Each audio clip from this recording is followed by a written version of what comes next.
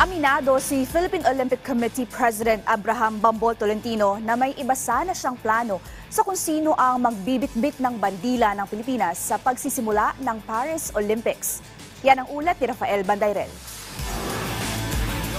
Sa darating na opening ceremony ng 2024 Paris Olympics sa Hulyo, ang mga boksingerong sina Carlo Paalam at Nesty Petesio ang magsisilbing flag bearers ng Pilipinas. Isa itong napakalaking karangalan na nakareserba lamang para sa mga pinakamahuhusay na delegado ng bansa. Kaya naman, aminado si Philippine Olympic Committee President Abraham Bambol Tolentino na ang first choice niya para sa tungkuling ito ay walang iba kundi si Tokyo Olympics gold medalist Heidelin Diaz Naranjo. Dapat si Heidelin. Tinanong ko rin sa organizer kung pwede ba mag-flag bearer ang hindi atleta na lalaro. Hindi pwede. Si Heidelin dapat yung isa sa female. Hindi nag-qualify, unfortunately, diba? Kaya tinanong ko kung pwede. Sagot sa akin, hindi pwede. So, sino yung next in line? Silver.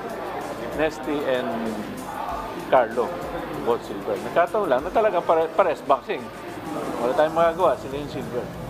Ito na ang ikalawang pagkakataon na sasalang sa Olimpiada sina Petesio at Paalam sa nagdaang edisyon ng quadrennial multisport event, kabilang ang dalawang boksingero sa 4 na atletang nakapag-uwi ng mga medalya para sa inang bayan.